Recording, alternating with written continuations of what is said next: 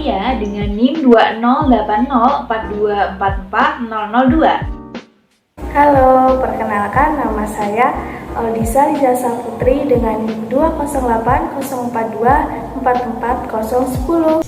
Halo, perkenalkan saya Sari Kusumawati dengan NIM 20804244019. Halo, perkenalkan nama saya Mayfira Dinda Maulidia Rizky dengan NIM 20804244033. Halo, perkenalkan saya Eni Hajar Musarofa dengan NIM 20804244035. Assalamualaikum warahmatullahi wabarakatuh. Halo teman-teman, kami dari kelompok 5 Ekonomika Makro 2 akan menjelaskan materi mengenai pasar oligopoli. Untuk lebih jelasnya, mari kita simak bersama-sama. Let's see! Halo semuanya, sebelum kita masuk ke pembahasan pasar oligopoli, kita bahas dulu yuk tentang pengertian pasar itu sendiri. Jadi, pasar dapat didefinisikan sebagai tempat bertemunya penjual dan pembeli. Penjual yang memiliki kemampuan untuk menjual barang dan jasa, sedangkan pembeli itu yang membutuhkan barang dan jasa tersebut. Barang dan jasa tersebut diperjualbelikan dengan alat pembayaran yang sah seperti uang kertas dan uang elektronik. Nah, setelah kita membahas mengenai pengertian pasar itu sendiri, yuk kita bahas mengenai pengertian pasar oligopoli. Pasar oligopoli adalah pasar persaingan tidak sempurna. Disebut demikian karena di dalam pasar tersebut jumlah produsen dan pedagang tidak seimbang dengan jumlah pembeli atau konsumennya. Untuk kelanggengan usaha pasar oligopoli, aktivitas pemasaran dan promosi produk harus terus ditingkatkan. Ini untuk mencegah perpindahan konsumen ke produk yang lainnya, yang bisa mengakibatkan omset penjualan menurun. Salah satu bentuk produk yang masuk dalam kategori pasar oligopoli adalah rokok. Di Indonesia, perokok aktif sangat banyak, bahkan jumlahnya tidak sebanding dengan jumlah perusahaan pembuat rokok yang ada. Karena itu, untuk menjaga agar konsumen tidak berpindah ke vapor atau produk lainnya, maka perusahaan rokok meningkatkan promosinya dalam bentuk melahirkan produk-produk rokok yang baru dengan harga dan rasa yang lebih disukai oleh konsumen. Nah, setelah tadi kita sudah membahas mengenai pengertian pasar dan pengertian pasar oligopoli itu sendiri, selanjutnya kita akan masuk ke tujuan oligopoli. Tujuan dari pasar oligopoli yaitu agar para konsumen menentukan sendiri produk yang mereka inginkan. Dengan seperti ini, maka produsen akan sadar untuk meningkatkan kualitas produk serta memenuhi kebutuhan konsumennya. Pastinya ini menjadi tantangan tersendiri bagi para produsen. Karena produsen harus terus membuat produk yang lebih baik dari sebelumnya. Memang terlihat tidak mudah, namun jika strategi pemasaran dilakukan dengan tepat dan benar, maka produsen akan mendapatkan keuntungan yang lebih besar. Penyebab adanya oligopoli. Dalam perekonomian yang sudah maju, pasar oligopoli banyak dijumpai karena didukung oleh teknologi yang sangat modern. Beberapa faktor yang dapat menimbulkan terbentuknya sistem pasar model oligopoli diantaranya sebagai berikut. Yang pertama, ada skala ekonomis. Pada umumnya, perusahaan dalam pasar oligopoli didukung oleh teknologi padat modal dalam proses produksinya. Hal ini dapat dikatakan jika membangun suatu industri di dalam sistem pasar oligopoli memerlukan dana yang cukup besar dengan sumber daya yang besar pula. Industri otomotif merupakan contoh industri yang berada dalam sistem pasar oligopoli. Pada industri otomotif, produksi akan mencapai skala ekonomis bila jumlah produk yang dihasilkan sangat besar. Yang kedua, ada kompleksitas manajemen. Struktur industri oligopoli dikatakan dengan adanya kompetisi harga dan non-harga. Perusahaan harus cermat dalam memperhitungkan setiap keputusan agar tidak menimbulkan reaksi yang merugikan dari perusahaan pesaing. Pada pasar oligopoli, selain harus memiliki modal cukup besar, perusahaan juga dituntut untuk memiliki kemampuan manajemen yang sangat baik agar mampu bertahan dalam struktur industri yang persaingannya cukup kompleks. Yang selanjutnya ada jenis pasar oligopoli. Yang pertama ada pasar murni atau homogen. Maksudnya adalah produk yang dipasarkan hanya satu macam, tetapi variasinya banyak alias beragam. Selain itu, jenis ini memiliki ciri-ciri perbedaan harga tidak terlalu signifikan. Oligopoli murni juga ada kecenderungan berpatokan pada satu produsen. Jika produsen ini menaikkan harga, maka produsen yang lainnya juga ikut melakukan hal yang sama. Jenis yang selanjutnya adalah pasar terdiferensiasi.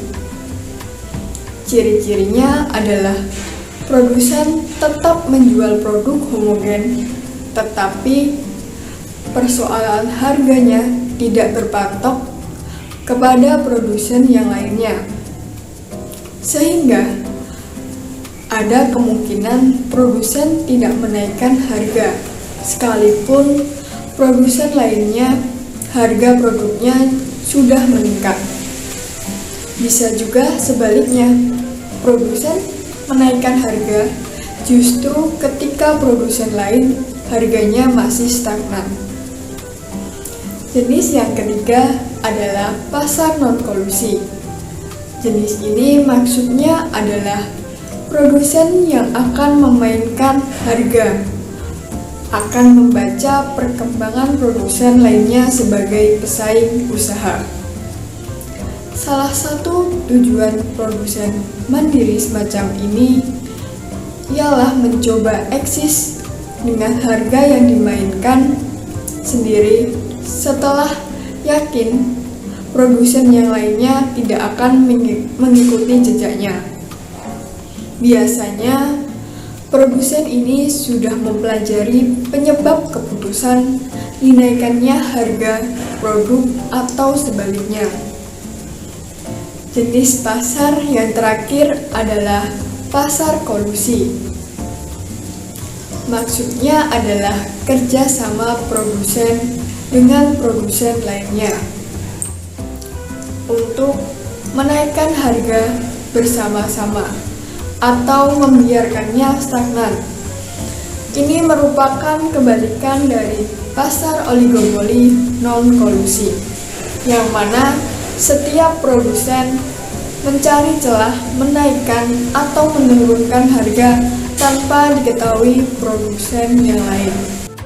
Ciri-ciri dari pasar oligopoli adalah yang pertama, dijalankan dua produsen atau lebih, sedangkan batas jumlahnya adalah kurang dari 10 produsen atau pihak penyedia barang.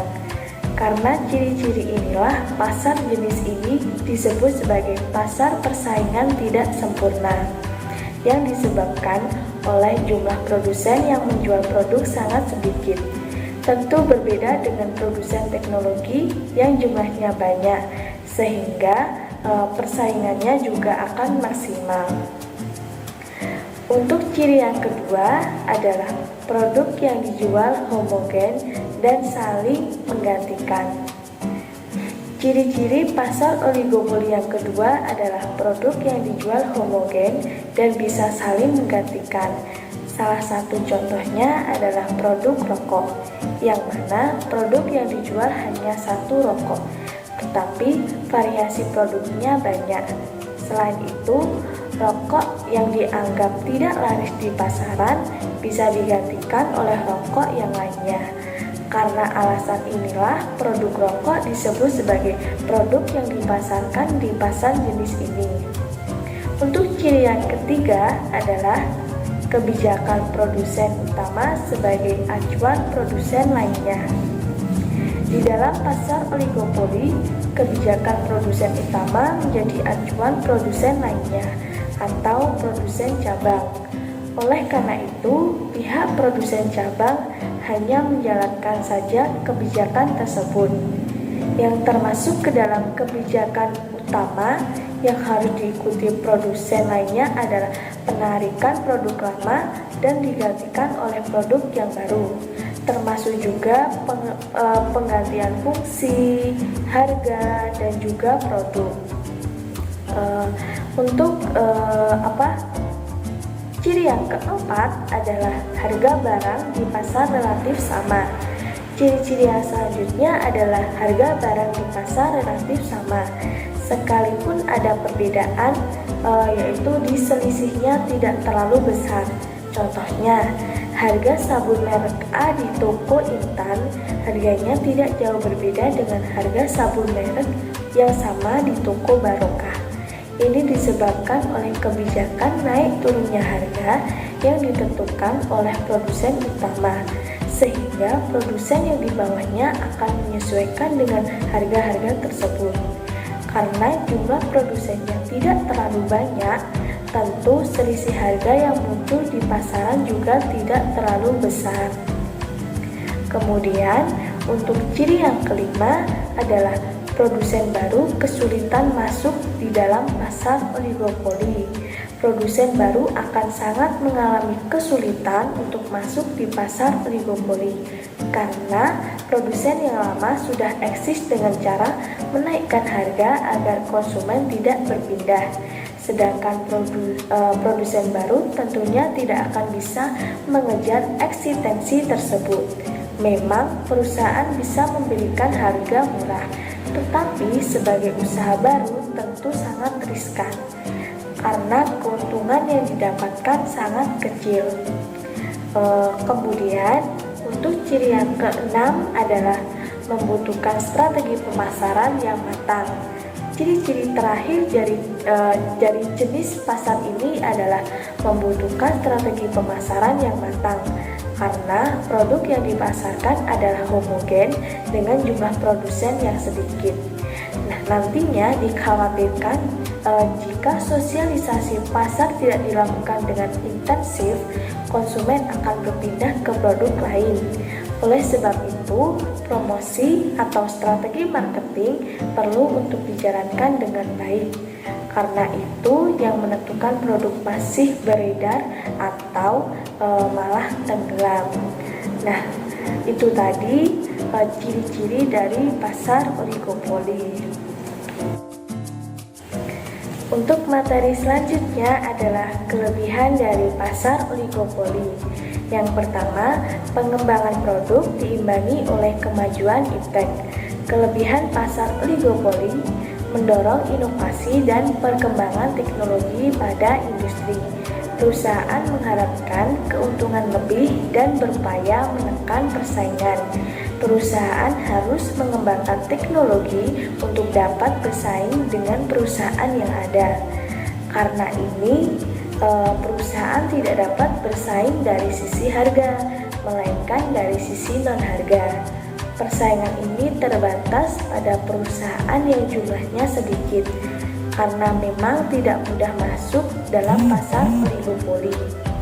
Karena di dalam pasar oligopoli dibutuhkan modal yang besar untuk investasi. Kelebihan yang selanjutnya adalah penjual leluasa menentukan harga. Perusahaan dapat mengendalikan harga karena jumlah penjual yang sedikit. Pada saat perusahaan dalam oligopoli melakukan perang harga, maka yang diuntungkan adalah pihak konsumen. Perusahaan yang dapat memberikan harga murah dan kualitas yang baik dapat menguasai pasar dan bisa bertahan di pasar persaingan oligopoli. Itulah tadi kelebihan dari pasar oligopoli. Untuk materi berikutnya adalah kekurangan dari pasar oligopoli. Kekurangan dari pasar oligopoli antara lain, yang pertama, produsen utama sangat mempengaruhi pasar. Produsen utama sangat mempengaruhi kondisi pasar, sedangkan produsen lainnya harus menyesuaikan dengan kebijakan atau keputusan produsen utama. Kekurangan yang kedua adalah produsen baru akan mengalami kesulitan. Produsen baru pastinya akan mengalami kesulitan jika bersaing dengan produsen yang sudah ada. Terlebih persaingan antara produsen juga sangat ketat. Kemudian kelebihan yang ketiga adalah perlu adanya strategi marketing yang bagus. Karena ketatnya persaingan antara produsen mengharuskan para produsen selalu melakukan inovasi terhadap produknya. Selain itu, strategi pemasaran juga harus dipikirkan dengan matang. Tujuannya agar konsumen tahu produk yang dibuat oleh produsen dan tertarik untuk menggunakannya. Itulah tadi kelemahan dari pasar oligopoli. Keseimbangan oligopoli. Kondisi optimal dapat tercapai bila produksi pada saat MR sama dengan MC. Dalam pasar oligopoli, analisis keseimbangan tidak hanya berdasarkan pertimbangan output dan harga yang efisien, tetapi juga berdasarkan kemampuan memperkirakan reaksi pesaing. Keseimbangan pasar oligopoli tercapai bila perusahaan dapat melakukan apa yang dapat dilakukan dan tidak mempunyai alasan lagi untuk merubah jumlah produksi dan harga jual. Demikian juga dengan pesaing. Oligopolis akan mencapai keseimbangan pada saat MR sama dengan MC, di mana harga jual per unit adalah P1 dan jumlah output adalah Q1. Berikut ini adalah gambar grafik dari keseimbangan oligopoli. Contoh pasar oligopoli. Selain berisi produk homogen, pasar oligopoli juga diproduksi secara besar-besaran oleh perusahaan yang jumlahnya tidak sampai 10 unit. Adapun contoh-contoh perusahaan yang bergerak dalam jenis pasar ini, yaitu yang pertama, industri kendaraan bermotor, kemudian yang kedua, industri semen, yang ketiga, jasa penerbangan, dan yang keempat, rokok, dan yang kelima, layanan telekomunikasi.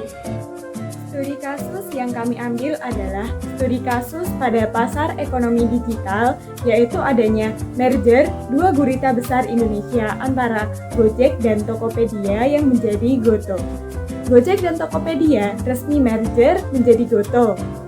Setelah merger, perusahaan teknologi yang menyatukan antara e-commerce, logistik, dan jasa keuangan ini berencana untuk melantai di bursa atau inisial public offering (IPO). CEO Tokopedia, William Tanuwijaya, mengungkapkan alasan khusus di balik kesepakatan merger antara Gojek dan Tokopedia. Menurutnya, kedua perusahaan justru memiliki latar belakang bisnis yang berbeda. William menyebutkan saat ini Tokopedia memiliki mitra UMKM berjumlah lebih dari 10 juta. Sementara itu, Gojek memiliki mitra driver lebih dari 2 juta.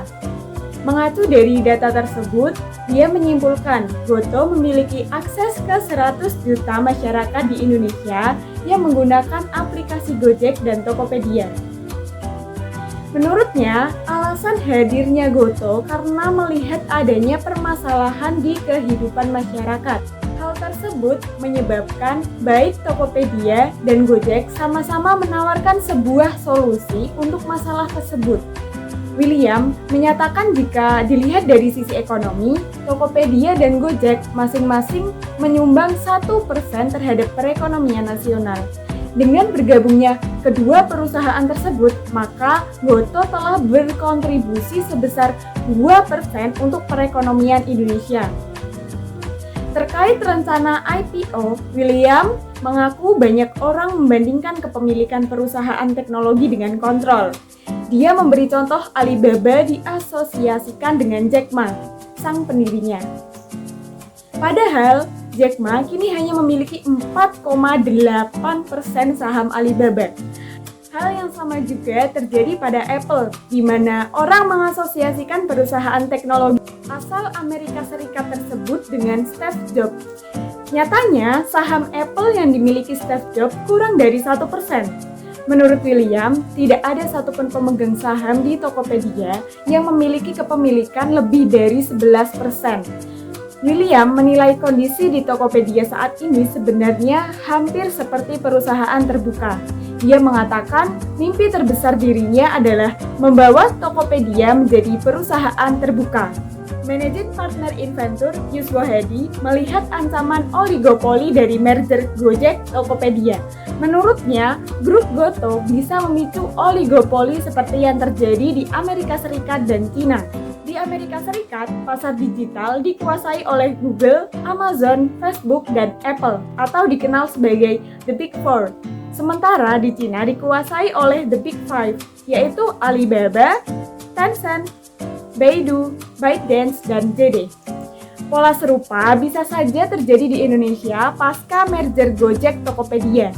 Jika pasar dikuasai oleh segelintir pemain teknologi raksasa, perusahaan rintisan di luar mereka bakal kesulitan untuk berkembang. Di kalangan venture capital, fenomenanya disebut kill zone, di mana tech giant melakukan predatory tactics yang memiliki dua tujuan, menggurita dan menggelembungkan market capital atau kapitalisasi pasar.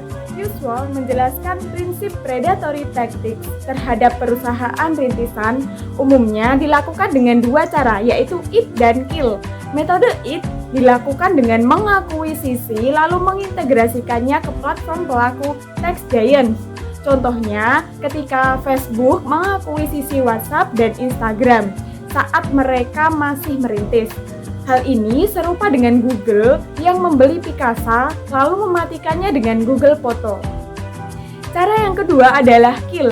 Metode ini dilakukan dengan melakukan clone produk atau mengaplikasikan fitur yang dimiliki kompetitor ke dalam platform mereka sendiri.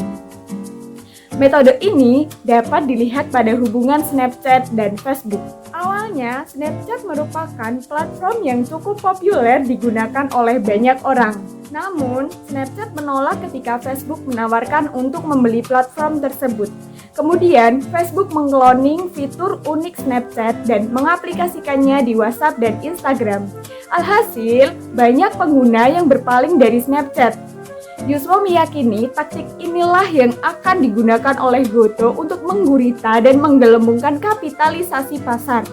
Goto akan menciptakan kill zone, sebuah area bisnis yang tidak mungkin dimasuki perusahaan rintisan baru karena peluangnya sudah ditutup oleh praktik predatory tactics para pelaku besar.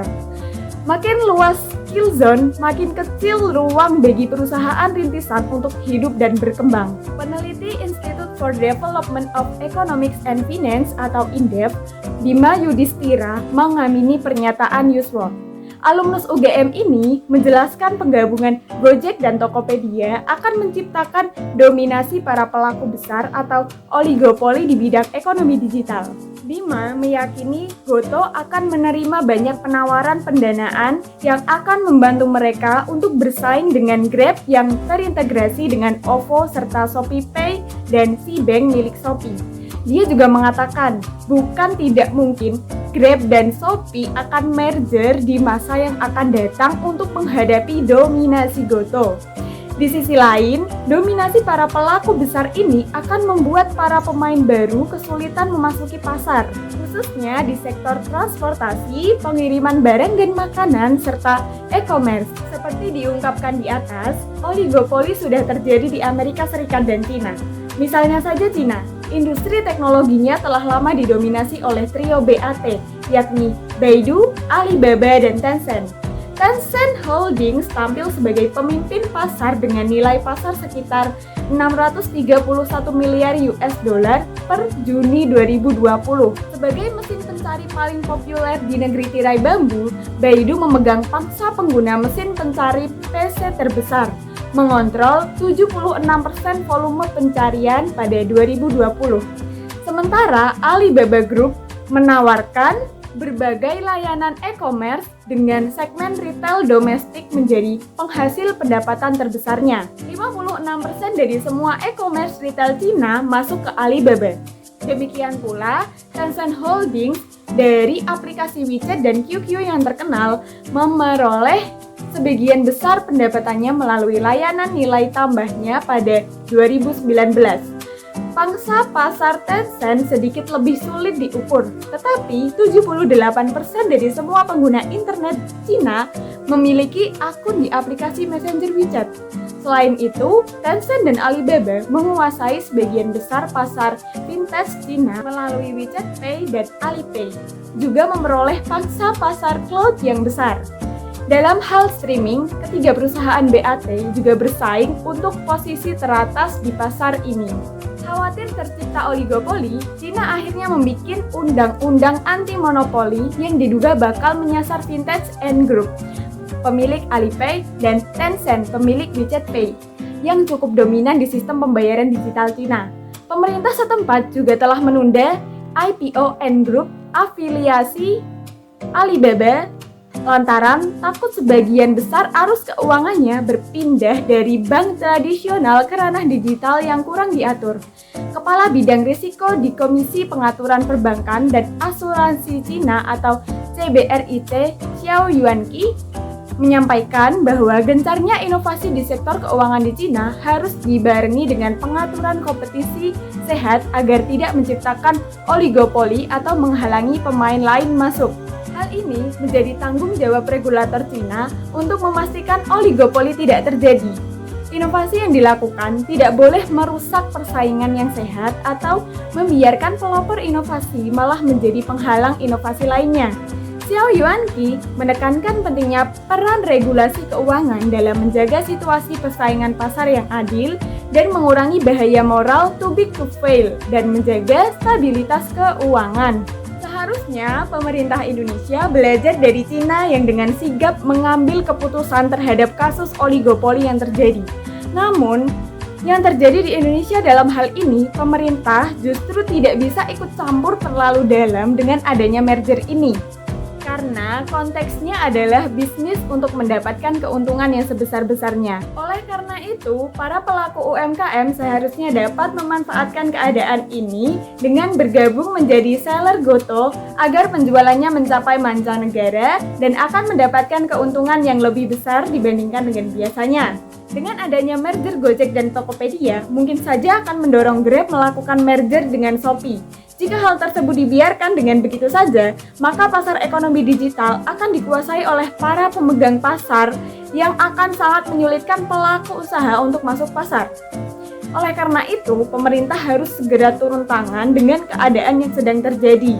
Oke, selanjutnya ada dampak pandemi terhadap GoTo. GoTo mencatatkan penambahan 4 juta mitra baru, termasuk usaha mikro kecil dan menengah selama pandemi corona.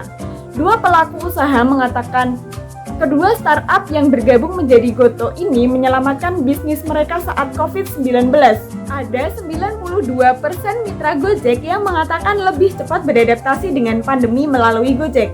Selain itu, 7 dari 10 UMKM baru di Tokopedia mengalami peningkatan penjualan. Berdasarkan riset Lembaga Demografi Fakultas Ekonomi dan Bisnis Universitas Indonesia atau LDFEB UI, ekosistem Gojek dan GoTo Finansial berkontribusi 249 triliun rupiah atau setara 1,6% produk domestik bruto Indonesia tahun 2020.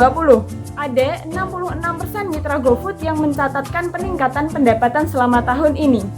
Kenaikan itu terjadi karena GoFood dianggap mampu memberikan promosi, perluasan akses pasar, kemudahan pengelolaan operasional, hingga pelatihan kewirausahaan kepada mitra. Nah, itu tadi video penjelasan mengenai pasar oligopoli. Kami dari kelompok 5 mohon maaf apabila terdapat kesalahan dalam pengucapan, baik yang disengaja ataupun tidak disengaja. Sekian, wassalamualaikum warahmatullahi wabarakatuh. Terima kasih sudah menonton, bye-bye.